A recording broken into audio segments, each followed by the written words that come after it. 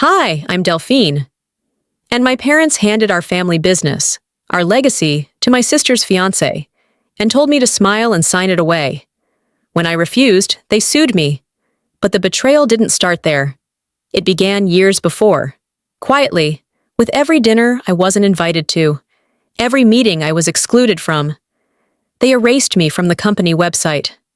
My name, my face, my history.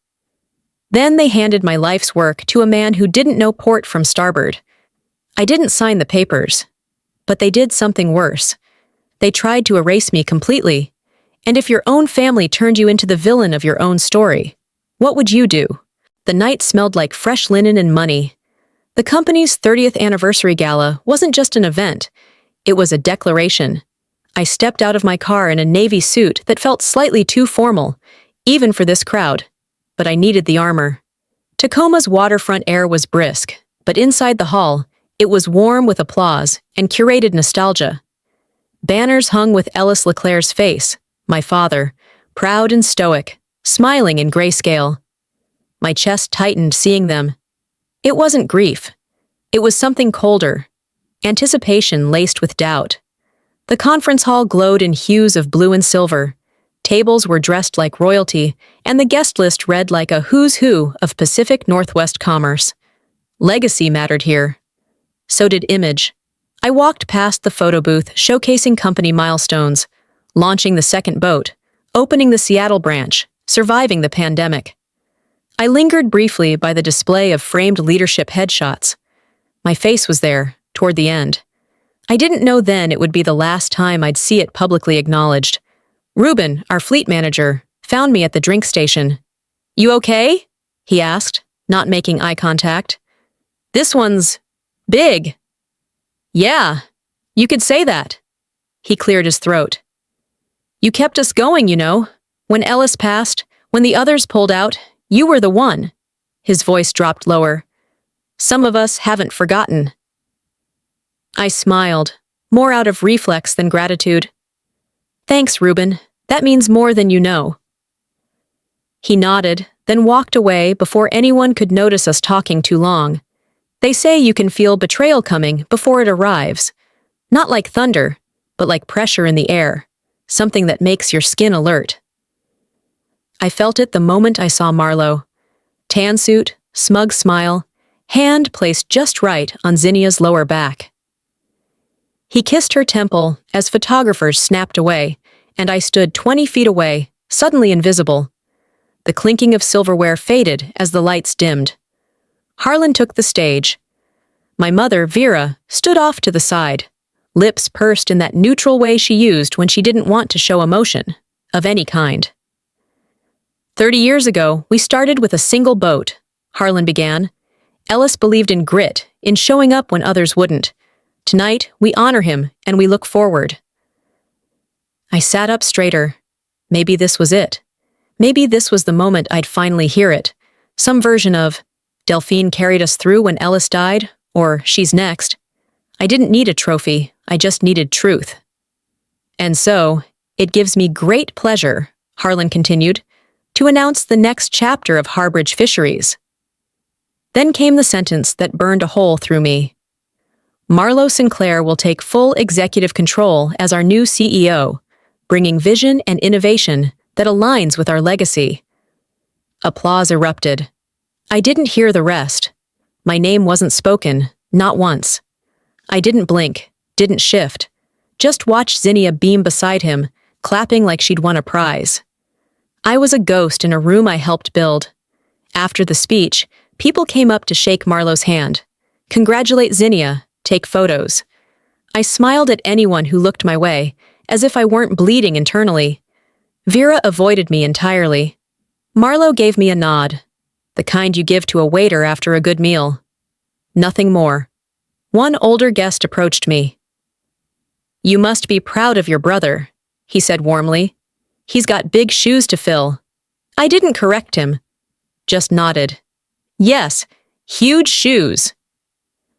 Later that night, back at my apartment, I curled on the couch, still wearing my heels. My phone buzzed. Ruben had sent a link. The local business journal ran a glowing headline. New CEO Marlo Sinclair ushers in new era for Harbridge. The article spoke of a vacuum in leadership since Ellis's passing. It praised Marlo's bold vision and ability to modernize a legacy brand. It named Zinnia as the face of the new outreach initiative. My name wasn't there. I screenshot it, sent it to Ruben. He replied in seconds. They rewrote everything, didn't they? I didn't answer. Instead, I walked. The waterfront was soaked in rain and memory. No one else was out that late. I carried the printout in one hand like evidence from a crime scene. My heels clicked against the pier until I stopped at the edge and stared into the black water. I thought about Ellis, how he used to say, "We don't write history, Delphine. We live it. The rest is paperwork." Well, someone else had picked up the pen. I didn't cry. Not yet. There was too much still to do. I wasn't planning revenge. I was planning justice. The email came on a quiet Tuesday morning. It was from my mother, short, almost too polished. "Delphine, we'd love your input. A quick update meeting at Hanford and Crosswell, 2 p.m. tomorrow. Just routine." That was the entire message. Vera never emailed. If she wanted something, she called, or more often, sent word through someone else. But this?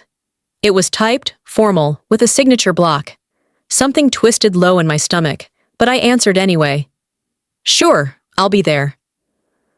The next day, the rain had softened, and the sky hung over Tacoma like wet linen. I parked a block away from the law office and walked slowly, watching the ground, trying to ignore the growing knot in my chest. The receptionist greeted me with a smile that didn't reach her eyes. "They're waiting for you in the main conference room, Ms. LeClaire." "They?" I asked, but she had already picked up the phone. The door clicked shut behind me. Sitting around the glossy table were Harlan, Marlo, and a man in a gray suit I'd never seen before. No Zinnia, no Vera. "Delphine," Harlan said flatly.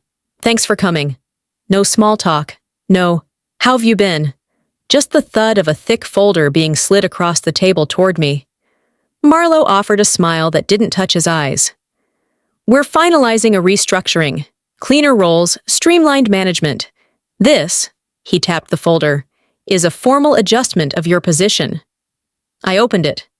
Legal terms I knew too well. Sign here, and I relinquish executive rights. Sign there, and I lose all voting power. But, oh, you'll still be involved. We'll keep your name on legacy documents. Historical leadership, the lawyer added. I looked at Harlan. This isn't a restructuring. This is a removal. "It's best for the company," he said. "Marlo has the kind of direction we need now. Your father was a different kind of leader. He built foundations. We need someone who can modernize." I didn't speak, not yet. The door opened, and Vera walked in, holding a coffee she didn't offer to anyone. She sat beside me and gently placed a hand on my forearm.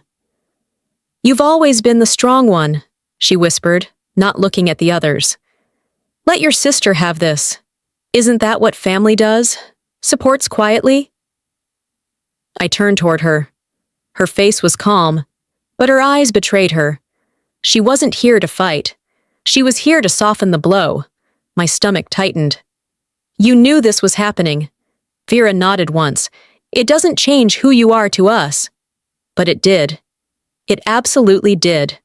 I sat back, folded my hands in my lap. "And if I don't sign?" Marlo chuckled lightly. "This isn't hostile. We just want to move forward with clarity." I stared at the signature line. My hand hovered over the pen. For a moment, I imagined signing. Walking out. Taking the high road. Staying the good daughter, the helpful sister. But Ellis hadn't raised me to keep quiet. I closed the folder. Gently. Not dramatically. No yelling. "If I'm not worthy of a voice," I said, turning to Harlan, "I won't pretend to have one on paper." I stood. Vera touched my arm again. "Delphine." I didn't stop. I didn't say another word. I walked out, my heels steady against the tile. Outside, the wind slapped my cheeks, and I pulled my coat tighter. Downtown buzzed with normalcy. People sipping coffee, checking phones, unaware that my world had just shifted on an axis no one else seemed to notice. I stood beneath the brass sign of Hanford and Crosswell and looked up at the towering letters. The sky had darkened again, threatening more rain. They didn't want me at the table. They wanted my silence wrapped in a signature.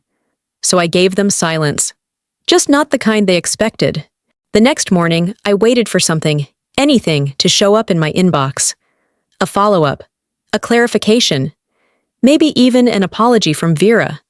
But the screen stayed blank, the only emails from vendors and old contacts who didn't know the ground had shifted beneath my feet. Out of habit, I tried to log in to the company's internal dashboard. Access denied. I paused. Tried again, slower this time, double-checking every keystroke like the mistake could be mine. Denied. I opened the company website, scrolled to the About Us section, clicked Leadership. It took a second to load. Then I saw it. Marlowe's face, top center. Harlan just below. A clean, modern layout. Zinnia, smiling with that practiced, soft-focus expression. There was no trace of me. My headshot, my title, the years of service I'd once listed so carefully. They were gone. For a moment, I didn't move. It was like staring at an obituary with no name, just a blank space where someone used to be. By lunchtime, I was already on the road. I told myself I was dropping off documents, old invoices I still had, something plausible. Really, I just needed to see it with my own eyes. The receptionist didn't smile when I entered. Melissa. I'd trained her, helped her when she was navigating childcare and night classes. She looked at her screen as if she hadn't seen me walk in. "Is Marlowe in?" I asked. "I'll check," she said, without lifting her eyes. "No need," I answered and kept walking. The lobby had been redesigned. Gone were the classic maritime photos Ellis loved. In their place stood a 6-foot banner featuring Marlowe's face next to the words, "Harbridge Forward, a vision for the future." It made me nauseous. I turned toward the hallway, where framed photos of our leadership team used to line the wall like a family tree. My photo was gone. The wall looked like it had never held a place for me. I stepped out the back, where the salt air felt heavier. The dock where we once took client calls now sat half empty. Reuben was there, head down over a clipboard. He looked up, startled. "You shouldn't be here." "That makes 2 of us," I said. He sighed. "Come quick. They're not back from lunch." We stood by the crates. I could hear the hum of the refrigeration units, a sound I'd once loved because it meant the fish had arrived fresh, on time. Now it just buzzed in my skull. Reuben leaned in. "They've got a PR team, out of Portland. Started meeting with them about 2 weeks ago. Timeline matches when your stuff started disappearing." I clenched my fists. He lowered his voice further. "You built the spine of this place, but they're rewriting the skeleton."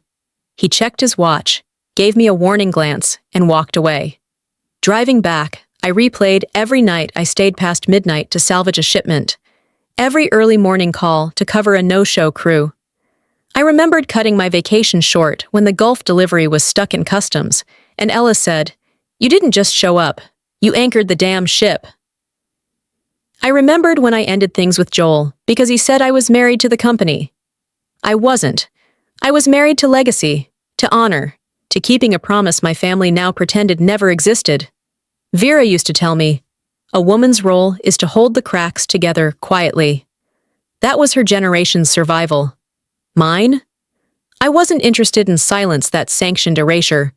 I parked a few blocks from headquarters and sat in my car.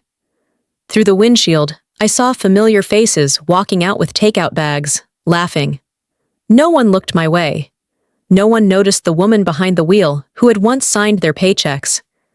I gripped the steering wheel tighter than necessary. My nails dug half moons into my palms. Was I ever part of this family business? I whispered. Or just its temporary scaffolding? I stayed there until the sky turned to dusk. Then I started the engine, pulled into traffic, and didn't look back. No tears. Just focus. They erased me. But I remember everything. The voicemail came at 9:47 p.m., long after the house had settled into quiet. Vera's voice was clipped but composed, as if she'd rehearsed the message. "Come by tomorrow afternoon. Your father's finally ready to speak." I stared at the screen for a few seconds before locking it. I didn't return the call. Part of me wanted to ignore it altogether. But another part, the foolish, stubborn part, still believed there was something salvageable beneath the wreckage of this family. A flicker of hope, like breath left in a failing body. The next day, I drove slower than usual, taking back roads past familiar landmarks. A coffee shop I used to study in, the hardware store where Ellis used to insist on fixing everything himself. I pulled into the driveway just after 1, the house exactly as I remembered it, except it felt smaller now. Less like home, more like a stage set. Inside, the air was still. I followed the sound of a spoon clinking gently against porcelain. Harlan sat in the living room, tea in hand, not bothering to look up when I entered. "Delphine," he said flatly. "Sit down." I stayed standing. "Let's not waste time," I said. "You're letting someone unproven tear apart everything Ellis built. This isn't leadership. It's betrayal wearing a tie." Harlan stirred his tea once more, then sipped. "You were a stopgap," he replied without emotion. "You did what needed to be done when there was no one else. Marlowe has direction. He sees beyond the docks and cold storage." "He doesn't know this business," I snapped.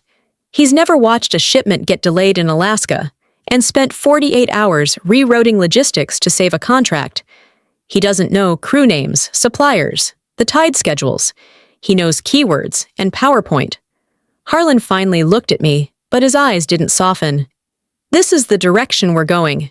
You can either support it or not." I swallowed hard. "So that's it." He set the cup down with a soft click. "That's it." I turned to Vera, who had quietly entered and was standing behind the couch, arms crossed like she'd rehearsed this posture. "You're not going to say anything?" I asked. She didn't answer. Just looked away, gaze settling on a photo of the three of us at a company picnic from years ago. Ellis had been alive then. We were all smiling. "I'm still your daughter," I whispered. Vera blinked, but no sound came from her. Just the sound of the clock ticking behind her. I left before I said something I couldn't take back. Back at my apartment, I tried to distract myself with work, but every file looked blurry. I turned on music, changed my sheets, rearranged the spice cabinet. Still, nothing drowned out the sound of my father's voice dismissing me like a placeholder. I sat at my desk and opened my email. One unread message sat in my inbox. Timestamp 2 or 4 a.m. The subject line, "I'm sorry." It was from Vera. The body held a single sentence. "I'm sorry I didn't stop it." I stared at it until the screen dimmed. I drafted a response, furious, sharp, questioning her cowardice, her betrayal. I wrote paragraphs, deleted them, wrote again, erased everything. Instead, I opened the audio memo from Ellis, the same one I'd been playing each night before sleep. His voice, steady and warm, filled the room again. "If they forget what matters," he'd said, "you remember, and don't let them twist your spine into their convenience."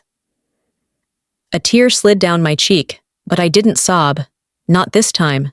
The pain wasn't raw anymore. It was something harder, sharper. I slipped on my coat and left the apartment without checking the time. I just needed to move. I walked past the old church we used to attend, back when Sunday mornings meant something. My heels echoed against the sidewalk. I replayed Harlan's words over and over. "You were a stopgap." That was the moment something inside me turned. I had tried the door.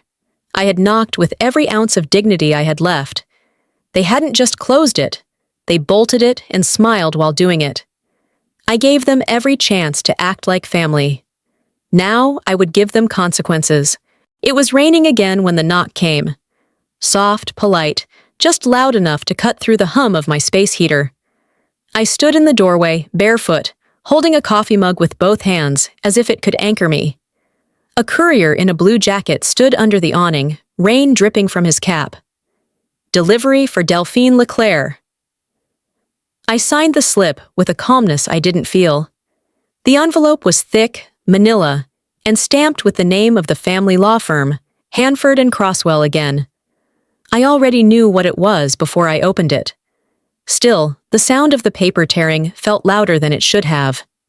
Inside was the lawsuit, filed by Harlan and Vera. The language was clean, clinical.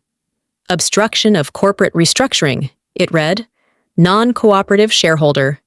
And the part that twisted the knife, an emotional liability to the Harbridge executive vision. I reread that line 3 times. They didn't just want me out. They wanted to paint me as irrational, difficult, disposable. I sat at the dining table, the lawsuit spread in front of me, as the rain tapped harder against the windows. No one gets disowned with a letter anymore. Now they do it through litigation. I wasn't sure how long I sat there before I stood up and went into the bedroom.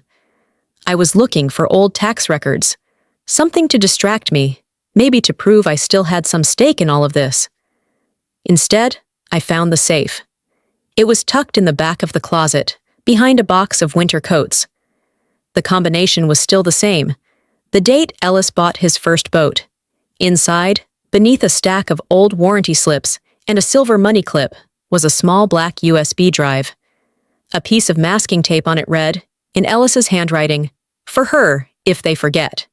My fingers shook as I plugged it into my laptop. The video opened to Ellis sitting in his home office, the one with the green leather chair and nautical maps on the wall behind him. His voice was tired but clear. "If you're watching this, Delphine," he said, "then they forgot." I sat on the floor, knees pulled up, one hand covering my mouth. "You were always the one with the instinct," he continued. "I never had to explain why things mattered. You just knew. The board may not always see it. Hell, even your mother might lose the thread. But you're the one I wanted to carry this forward, and you have my full blessing to challenge whatever story they try to spin without you." He paused, looked off camera, then back. "Don't let them silence you. You were never meant to sit quietly." The video ended. I didn't move for several minutes. I played it again. And once more after that. Then I stood, closed the laptop, and made a call. Marcus answered on the second ring. "I'm sending you something," I told him. "From Ellis." "The old man?" he asked, surprised. "Is this—" "It's proof," I said, "of intent, of everything they're pretending never happened." There was a silence on the line. Then Marcus exhaled slowly. "Okay, you ready to make it official?" "I don't want revenge," I said. "I want the truth recorded." I spent the rest of the evening gathering old emails, cross-referencing contracts, pulling testimony from employees who had quietly confided in me over the years. I built folders, color-coded, labeled, airtight. Not for court, yet, but for my own sanity. They were building a case to bury me. I was building a legacy they'd have to answer to. Before bed, I printed a copy of the lawsuit and pinned it to the corkboard above my desk, right next to a framed photo of Ellis in his captain's hat. It hung there like a challenge. They had drawn the first blood on paper. Mine would be written in proof. The text I sent to Zinnia was short. "Coffee? Just the two of us. No lawyers, no posturing, just sisters." She replied within 5 minutes. "Tomorrow at 10. Café Briar. Don't make it dramatic." The next morning was overcast, and the streets were still slick from overnight rain. Café Briar hadn't changed. Same brick walls, same crooked sign above the register. We used to come here when we were in high school, study for finals, whisper about crushes, pretend we were grown-ups. Now I walked in and saw her already seated, legs crossed, sipping something too sweet for someone pretending to be poised. "Delphine," she said, as if we hadn't been avoiding each other for weeks. "Zinnia." I sat down, ordered black coffee, no sugar. I waited until the pleasantries dropped away, until she glanced at her phone like she had somewhere better to be. Then I reached into my bag, pulled out a printed still frame from the USB video. Ellis in his office, mid-sentence, and a copy of the lawsuit. I thought you should see what Dad left behind, and what your name is attached to. Zinnia looked down, scanned the image, then the document. Her expression didn't shift much. She tapped her nail against the edge of the paper. You're still pushing this? She asked. It's not a narrative. It's Dad's words. His choice. She laughed, bitter and small. Not everyone wants to live in Dad's shadow like you do. I blinked. This isn't about shadows, Zinnia. It's about facts. No, she said, voice rising just slightly. It's about you needing to be the center of everything. You were always so responsible, so admired.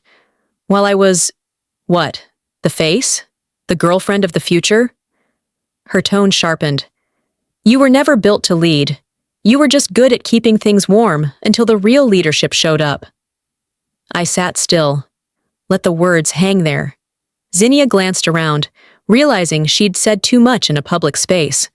She shifted in her chair. I have a meeting, she mumbled, standing too quickly. I stayed behind, paid the bill, nodded at the barista like everything was fine. But inside, something had shifted. It wasn't just the lawsuit anymore. It was who I thought she was. Back at my apartment, the air felt heavier. I shed my coat, stood in the kitchen, staring at the counter, like it might offer an answer. My phone buzzed. Unknown number. I let it go to voicemail. Then came the text. Dell? It's Joel. Can we talk? I hadn't heard from Joel in over a year. We had parted with more silence than closure. And now, out of the blue? Still, I found myself saying yes. We met that evening at Bennett's Diner, the kind of place where the booths haven't changed in decades and the coffee always tastes burnt. He looked older, a little more tired around the eyes. I heard what's going on, he said after we ordered. Did you come to give me advice too? I asked. No, he said. I came to apologize. I didn't interrupt. I left because I thought you cared more about the company than about me, he continued. What I didn't realize is, you were holding the entire thing together while everyone else was unraveling it. I said nothing. Let him keep going. You were fighting battles your family didn't even know existed, or pretended not to, and I walked away because I couldn't handle watching you do it alone. For a moment, the booth felt quieter than the rest of the diner. I'm not looking for a second chance, he added, but you deserve to hear that. We didn't linger much longer, no dramatic goodbyes, just a nod at the door. At home, I stood before the corkboard, where Ellis's photo hung beside the lawsuit. I pulled a pen and scribbled something on a sticky note, then pinned it next to the others. If they've erased my truth, then I'll make them hear it. I stared at the words, then at my father's face. Next time, I wouldn't be quiet. I'd be undeniable. Marcus's office was cramped, the kind of space filled with overstuffed filing cabinets and the scent of stale coffee that never really left. It looked like the inside of someone's brain mid-crisis, chaotic but familiar. I handed him 3 thick folders I'd been collecting for over a year. Contracts, emails, vendor logs, internal memos. He didn't ask questions, just raised his eyebrows as he took the stack and opened his laptop. You sure you want to do this? He asked, adjusting his glasses. I should have done this months ago, I said. We spent the better part of an hour cross-referencing payments, highlighting vendor names that appeared too often, and flagging charges that didn't match any known service. Marcus moved faster than I expected, for a man who still printed everything twice. Then he stopped, scrolling back to a spreadsheet. This, he muttered, pointing to a vendor listed under Strategic Growth Advisory. It's showing up monthly, $5,000 a pop, and no invoice breakdown. Who signed off? He clicked another tab, pulled up a scanned requisition form. Here. I leaned in, Zinnia's signature. At first, I thought it might be a forgery. The pen stroke was delicate but familiar. Marcus zoomed in. That's no accident, he said. She's authorizing these payments. To what company? I asked. He pulled up the address. A suite number in Portland. A mailbox service. It's a shell, I said, my voice flat. Marcus nodded.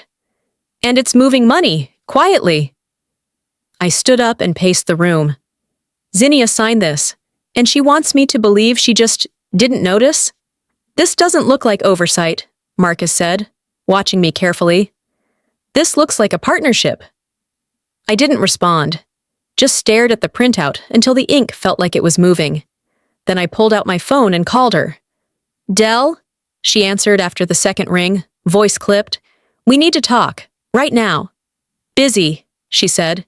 You signed off on payments to a ghost company, Zinnia, a consulting firm that doesn't exist. With Marlowe. There was silence. Then, he said it was routine, strategic positioning. It's above your kind of experience. I let that sit in the air. So you knew?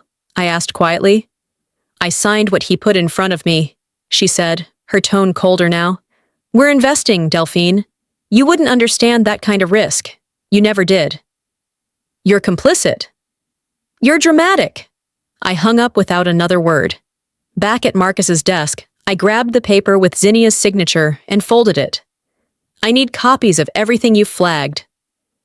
You calling a lawyer? He asked. I'm calling 3, I said, and a forensic accountant. I want this airtight. He gave a slow nod, as if seeing me differently for the first time. It wasn't personal anymore. It was criminal. I spent the next 2 days consolidating everything. Not just the phantom payments, but the shifts in asset allocations, the discrepancies in fleet expenses, and, most notably, the vehicle purchases.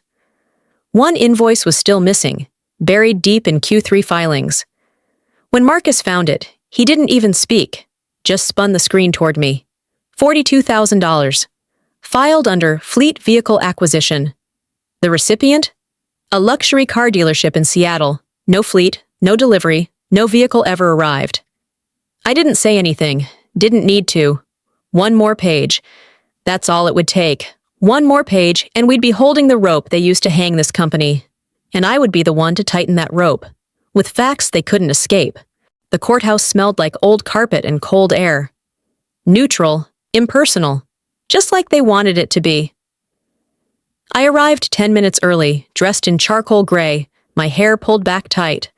Not for style, defense. No jewelry, no frills. I wasn't there to impress anyone. I was there to be heard. When I walked in, I spotted Marlowe first, relaxed in his seat, whispering something to Zinnia, who laughed like nothing about this was real. Harlan sat apart from them, hands folded in his lap. Vera sat behind him, eyes fixed on her purse, not once looking up. The same lawyer from that ambush meeting stood near the judge's bench, flipping through a folder with the smug rhythm of someone who thought the outcome was already in his favor. They didn't greet me. Of course they didn't. The judge, an older woman with silver glasses and a brisk tone, called the room to order. Opening statements began. Marlowe's lawyer was smooth. He painted me as rigid, reactive, emotionally entangled in the company's legacy, unable to adapt, unable to lead. Ms. LeClaire, he said, refused to participate in progressive restructuring efforts and has been obstructing essential financial transitions since her removal from day-to-day operations. I said nothing. I just took notes, page after page, let them keep digging their own grave with every word. Then it was my turn. Your Honor, I said, standing, my voice even, I would like to submit new evidence into the record. A digital video from my father, Ellis LeClaire, recorded approximately a year before his passing. There was a rustle in the courtroom. The judge raised an eyebrow. Proceed. I handed over the USB. A bailiff connected it to the courtroom screen. Ellis appeared on the monitor, sitting in his old leather chair behind his cluttered desk. My throat clenched. If you're watching this, he began, then someone's trying to rewrite what I already made clear. The room fell completely silent. Delphine has been my right hand, my eyes when mine grew tired, my anchor in every storm this company has faced. She understands the people, the pain, the purpose. If anyone tells you she wasn't meant to lead, it's because they were too busy watching the numbers and not the work. I didn't look around. I kept my gaze on the screen, eyes dry, heart steady. "She's the one," Ellis said firmly, "not because she's my daughter, but because she earned it when no one else would step up." The video ended. No one moved. Vera shifted in her seat. I heard her inhale sharply. Harlan looked at the floor. Zinnia leaned over to whisper to Marlo, who didn't respond. The judge sat back. "We'll take a 15-minute recess." Outside in the hallway, they stood together. My family, close in posture, distant in expression. Not one of them looked at me. I stood alone, but for the first time, I wasn't the one isolated by silence. I was the one who had shattered theirs. I checked my phone. Marcus had texted, "Video landed, they weren't expecting that." I didn't reply. They built a case on silence, I thought. I brought the voice they hoped would stay buried. I returned to the courtroom just as the bailiff called the room back to order. I gathered my documents and started to leave when the judge spoke again. "Ms. Leclerc, please stay behind. I have a few clarifications needed. Personally." I paused in my step, looked back, nodded. It wasn't a win yet. But it wasn't their game anymore, either. No one called after the hearing. No texts, no emails. Not even Vera. Ruben stopped by the next day, dropping off a few old shipping ledgers, and said quietly while setting them on my porch bench, "She hasn't shown up to the office since Monday. Looks like they're all playing turtle now. Heads in, shells tight." Then he gave me a faint nod and left before I could ask more. Marlo, however, was doing what he did best, performing. He posted a vague, corporate-flavored update on LinkedIn. "Change isn't easy, but necessary. The legacy of Harbridge demands evolution." A photo of him speaking at some industry mixer accompanied it, arms wide like a revival preacher. There was no mention of court, no mention of Ellis, and certainly no mention of the daughter whose existence their entire case tried to erase. I let the message sit there in silence, knowing full well his version of the story was only being told because I let it. A week later, I drove out to the old house to pick up boxes I'd left in the garage after moving out, things I hadn't had time or emotional space to deal with. The driveway was clear. Vera's car sat alone under the maple tree, its tires slightly deflated from disuse. She opened the door when I knocked, then stepped back without a word. The silence between us was familiar now. She led me to the garage and lifted the latch on the storage cabinet. I knelt and started sifting through the boxes. Receipts, photo albums, old mugs from company Christmas parties. Every piece of my effort tucked away in cardboard like it was someone else's season to decorate. She didn't help. Didn't ask how I was. She stood a few feet away, arms crossed, watching like a stranger who couldn't decide if she should speak or let the moment collapse quietly. Zinnia didn't appear. I didn't expect her to. Later that evening, I poured myself a glass of water and sat on the couch, a thin beam of late March sun stretching across the living room rug. My phone buzzed. A voicemail. It was Zinnia. "You humiliated me," she said, voice flat and tight. "You made us look like liars. You think you're righteous, but you're just vindictive in prettier packaging." I listened, then listened again. I didn't reply. It wasn't about humiliation. It had always been about the truth. 2 days later, I received an email. Not from the family, but forwarded from a paralegal who used to work under Marlo. No greeting, no note, just a PDF and the subject line. "Thought you should see this." The file was a scanned document, an amendment request submitted to the court from Marlo's legal team, requesting emergency reconsideration of the Ellis video as evidence. The justification? Unverified context. But what made me pause was the new version of the payment authorization forms. Zinnia's signature had been scrubbed, redacted like it never existed. They weren't just cutting ties with me now. They were trying to erase her too, before she could speak. Later that night, A letter arrived. An actual, physical letter. Cream-colored envelope. Vera's handwriting on the front. Inside, just a few lines. I've made my mistakes, but we're still your blood. I don't know what to say anymore, but I hope you know that I never stopped being your mother. I read it 5 times, then folded it once, carefully, and slid it into the back of a drawer. That was where her words would stay, next to the ones that actually protected me. That night, I sat at my desk, cleared a small space, and placed my phone on a tripod. I opened the camera app, hit record. I didn't dress for battle, didn't wear gray or black. I wore a soft blue blouse, the color of my father's boat when he first painted it himself, before the company had logos, before there were sides. This is not a rebuttal, I said into the camera. It's not for court, and it's not for vengeance. It's for the record, because if they've tried to write me out, I'll leave words they can't erase, and someone I knew would one day want to hear every one of them. I woke to silence. No buzzing from emails, no late-night texts from Marcus, no courtroom reminders. Just quiet. That kind of unnerving stillness that means something has shifted. When I checked my phone, there it was. A notification buried among the usual noise. Hanford and Crosswell has filed a motion to withdraw as counsel for Marlo Sinclair. No explanation, no apology, just a formal notice from the court. The next day, a new filing appeared online. The Harbridge Board, what was left of it, had submitted paperwork to formally separate from Marlo's leadership, citing irreconcilable operational differences.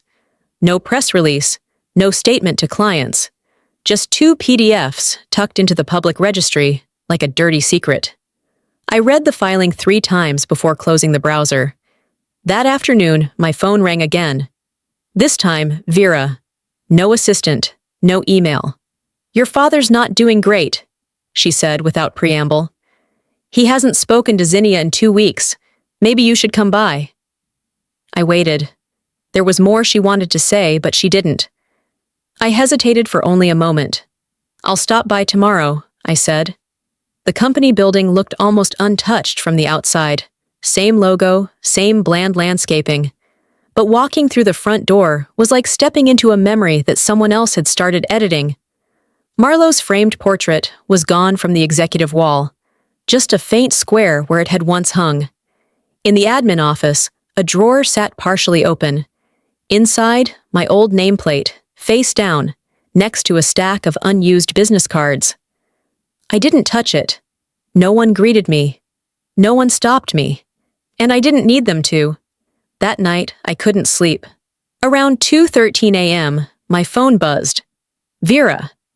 She had forwarded the same message she once sent. I'm sorry I didn't stop it. But now there was more. I stood by when I should have stood up. I see that now. If I still can. I'm trying. I stared at the words. For the first time, they didn't sting. My reply was short. Then tell the truth where it matters. She didn't answer. She didn't need to. Not yet. The next morning, a local business journal ran a correction. Small, buried near the bottom of the page. In a previous article, we omitted Delphine Leclerc's executive role.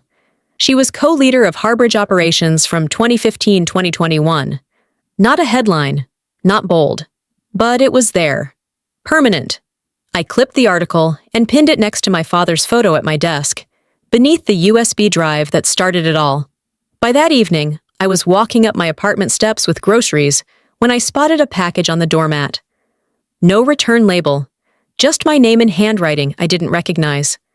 Inside was a brass nameplate, no company logo, no title. Just one word etched in clean serif font. Founding. I turned it over in my hand. It wasn't flashy, it wasn't loud, but it was mine. Names change, but roots don't. And what I chose to do next was never about revenge. It was about rewriting the ending. The letter came folded in thirds, tucked inside an envelope with my name written in Vera's slanted cursive. No return address, no decoration, just ink and honesty. I unfolded it slowly at the kitchen table, a quiet morning sun bleeding through the window. The note was longer than her usual one-liners, and for once, it didn't sound rehearsed. She admitted she'd been afraid, that her silence wasn't ignorance, it was avoidance. She acknowledged the ways she enabled the damage by pretending neutrality. "I don't expect forgiveness," she wrote, "but I would like to meet. No talking, just be present." Where we started, the marina. I sat with the letter for a while, not reading it again, just holding it. Then I picked up my coat and car keys. The marina was almost exactly as I remembered it. Weathered wood planks, seagulls crying overhead, the scent of diesel fuel and salt water mixing in the air. The same place Ellis had first shown me how to tie a dock line properly, twice around, under, and loop it proud, not sloppy. Vera was already there when I arrived, standing near the water's edge. She didn't wave, didn't speak, just stood with both hands clasped in front of her, staring at the horizon. I joined her, leaving a few feet between us.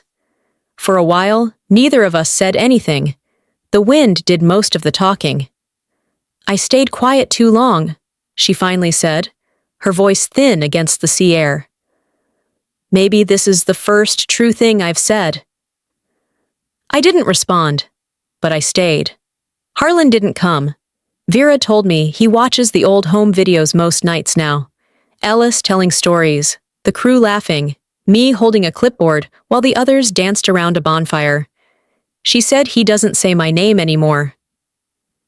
"Sometimes it's not hate," I murmured. "It's shame that silences people." She nodded slowly. The wind picked up and fluttered the sleeve of her coat. "Is there anything I can do to fix it?" she asked after a long pause. I didn't answer right away. "No," I said finally. "You can't fix it, but you can stop pretending it didn't happen." That was the only condition I gave her. We agreed to meet once a month. No expectations, no pressure, just presence. Back at home, I returned to work. Quietly, steadily. I wasn't running a company anymore. I was building something else. Founding wasn't flashy. It didn't need to be. 2 former Harbridge employees had joined me in consulting. We focused on sustainable logistics, small clients, honest service. No gala launches, no headlines, just a small team doing real work. And for the first time in years, I didn't need applause to know I was doing it right. That evening, just as I was locking up the office for the night, I checked the mailbox out front. Among the usual flyers and bills was a cream-colored envelope stamped from Harborside Logistics. Inside was a single sheet. "Delphine Leclerc, we would like to discuss a potential partnership. Leadership position open. Your discretion is respected." No phone call, no grand pitch, just an open door. I read the letter twice, smiled, just a little, then tucked it in my bag and looked out across the street as the sun dipped low, streaking the sky in soft pink. Sometimes the world doesn't end. It shifts. And I had one more shift to make, on my own terms.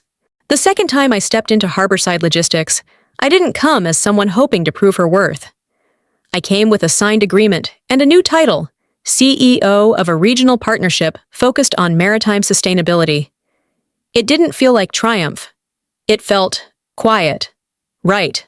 I shook hands with a few people I'd only known by name, made eye contact with their operations lead, and left the building just as swiftly as I entered. There were no cameras, no press, just the steady sound of my shoes on the tile, the rhythm of a new beginning. On my way back to the office, I stopped by the dock. Not Harbridge's, my own. Founding now operated 3 boats, nothing flashy, but they ran clean and on time. The crew included 2 captains I'd once begged my family to retain. One of them saw me and gave a quick nod. That was enough. Later that afternoon, a card arrived with a small crate of halibut from a supplier I hadn't spoken to in over a year. "Welcome back," it read in shaky handwriting. "We missed your kind of leadership." That meant more than any article ever had. The next morning, I found a box on my doorstep. No note, no sender. Inside was a necklace I had given Zinnia on her 21st birthday, blue enamel shaped like a compass. I didn't cry. I didn't even flinch. I placed it in the drawer with Vera's last letter and closed it gently. Not out of anger, out of finished mourning. A few days later, I drove out to the cemetery. It was sunny, unusual for Tacoma in April. The grass was damp but soft, the wind light enough to lift a strand of hair from my face. I sat cross-legged beside Ellis's headstone, pulled the USB from my coat pocket, and buried it beside the base. "Your words saved me," I whispered. "Now let them rest with you." I stayed until the sun dipped behind the trees. Then I stood, dusted my hands, and walked back to my car.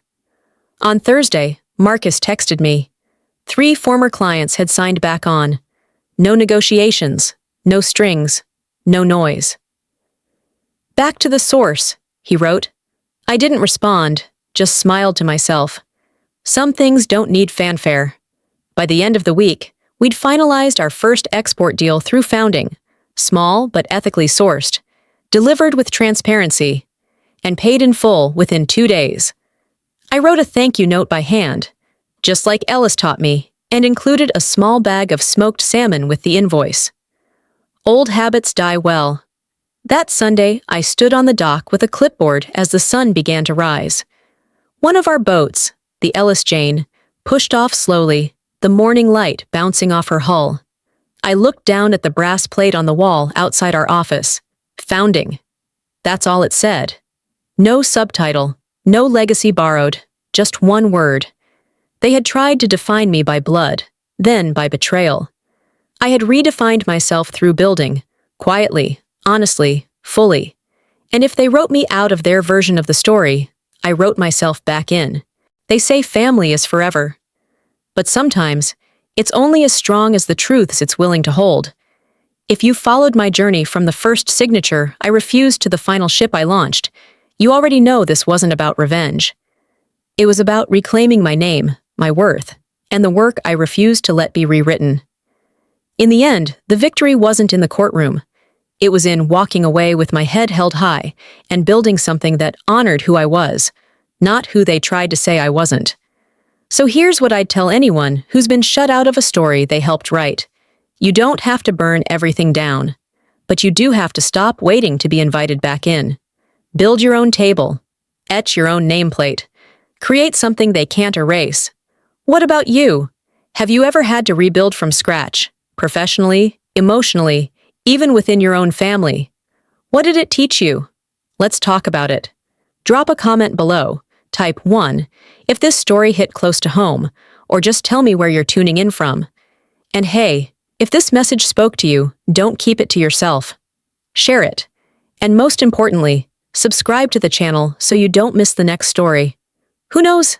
It might just be yours.